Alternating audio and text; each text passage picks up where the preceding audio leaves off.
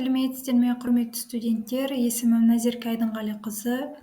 Бүгін бізде қазақ тілі сабағы. Сабағымыздың тақырыбы шылау, соның ішінде демеулік шылау. Жалпы шылау дегеніміз не? Шылау деп толық лексикалық мағынасы жоқ. Сөз бен сөзді, сөйлем мен сөйлемді байланыстыратын, сөзге қосымша мән мағына үстейтін көмекші сөздерді айтамыз. Мысалы, үшін, жуық, бірақ, мен, сайын, таман, шақты, бірге, туралы секілді тағы басқа. Шылаудың басқа сөз таптарынан айырмашылығы қандай? Шылаудың толық лексикалық мағынасы болмайды. Басқа сөз таптарында біздер белгілі бір сөздің лексикалық мағынасын ажырата аламыз. Шылау сөйлем мүшесі болып табылмайды, яғни сөйлем мүшесі бола алмайды, яғни бастауыш, баяндауыш, толықтауыш деп біздер оны қарастыра алмаймыз. Шылау сөз бен сөзді, сөйлем мен сөйлемді байланыстырады. Шылау өзі толық мағынаға ие бола алмайды, бірақ та белгілі бір толық мағынаға ие сөздің жетегінде қолданылып, оған қосымша мән үстей алады.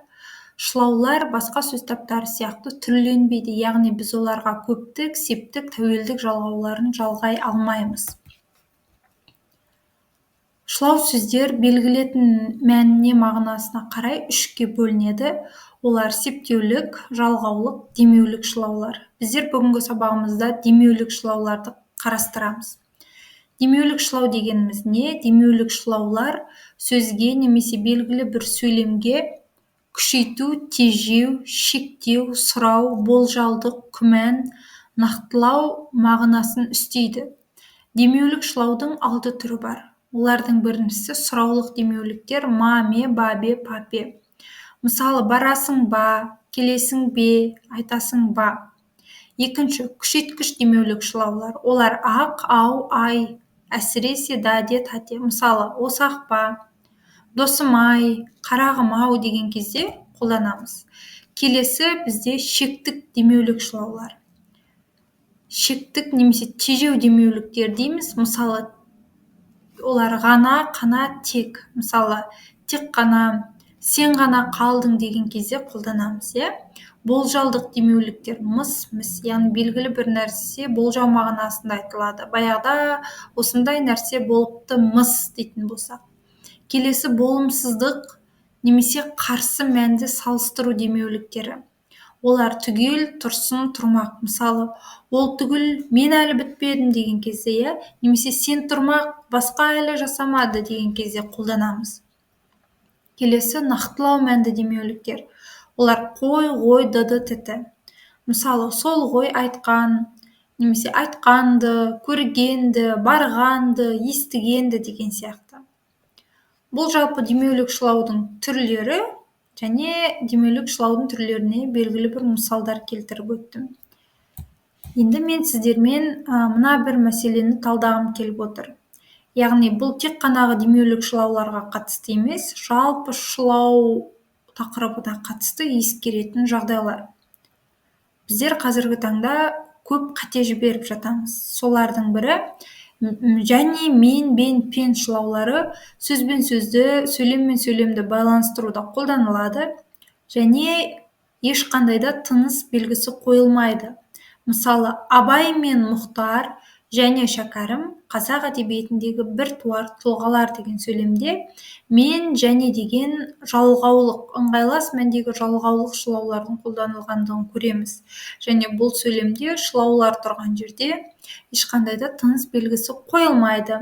Ал егер де мен деген жалғаулық шылауды алып тастап, Абай, үтір Мұхтар және Шәкәрім қазақ әдебиетіндегі біртуар тұлғалар деп айтатын болсақ, егер мен деген шылауды алып тастайтын болсақ, онда біздер тыныс белгісін қоя аламыз.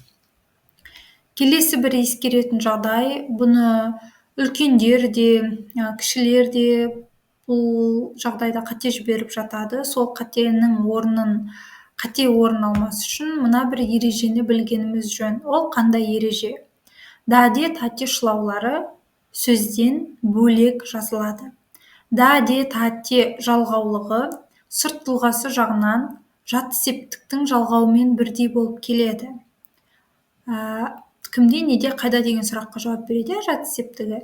Жат септігінің жалғауы сөзге жалғанып бірге жазылады. Біздер оны түсіріп айта алмаймыз. Ал шылауға тән ерекшелік, шылау бөлек жазылады. Және оны түсіріп немесе басқа жалғаулықпен алмастырып айтуға болады. Мысалы, қазақ әдебиетінен Абай Құнанбайұлының өлеңінен мысал келтіретін болсақ, Абай айтады: «Жасымда ғылым бар деп ескермедім» дейді. Бұл жерде жасымда деген сөзге да деген жаты септігінің жалғауы, жалғанып тұрғандығын байқаймыз. Біз оны да тұлғасын, яғни жаты септігінің жалғауын түсіріп айтатын болсақ, жасым ғылым бар деп ескермедім деген сөйлем шығады. Және біз бұлай сөйлемді айта алмаймыз, өйткені бұл сөйлемде ешқандай да мағына қалмайды. Яғни бұдан шығатын қорытынды, егер де біз сөздегі жалғауды, яғни бұл жерде жаты септігінің жалғауын түсіріп айтатын болсақ, сөйлемде ешқандай мағына сақталмайды. Ал енді бұны шылау ретінде қарастырайық. Мысалы, жаста, кәрі де риза деген сөйлемді, бұл жерде та, де деген жалғаулық шылаулар қолданылып тұр, иә? Жаста, кәрі де риза деген сөйлемді біздер жас пен кәрі риза деп шылауды басқа шылаумен алмастырып айта аламыз. Немесе шылауды түсіріп те айта аламыз. Мысалы, жас кәрі риза деп, иә? Жас кәрі риза деп айтсақ та, жас пен кәрі риза деп айтсақ та, сөйлемнің мағынасы сақталып тұрғандығын көре аламыз. Келесі бір ескеретін жағдай, студенттер, бұл маме бабе шылау туралы. Маме бабе шылауы сөйлемге сұрау мәнін үстеп, сұраулы сөйлем жасайды және өзі тіркескен сөзден бөлек жазылады. Бұл шылау сыртқы тұлғасы жағынан маме бабе болымсыз етістіктің жұрнағымен ұқсас болып келеді. Бірақ та шылау бөлек жазылады, ал болымсыз етістік мағынасын жасайтын жұрнақ түбірге қосылып бірге жазылады. Мысал келтіріп көрейік. Мектепке бара ма? Бұл жерде ма сұрау мағынасында келіп тұр, бөлек жазылады. Мен соған тағы бір мысал келтірдім. Жоқ, бармайды. Бұл жердегі ма тұлғасы болымсыз етістіктің мағынасында келіп тұр. Сондықтан да түбірге қосылып бірге жазылады. Сіздерге бүгінгі сабақ түсінікті болды деп ойлаймын. Сабақ ұнаса, бұл видеоның астына пікір және лүпіл белгісін қалдырып кетулеріңізді сұраймын. Зейіндеріңіз ашылсын, қазақ тілінде сауатты жазып, сауатты сөйлейік. Сау болыңыздар.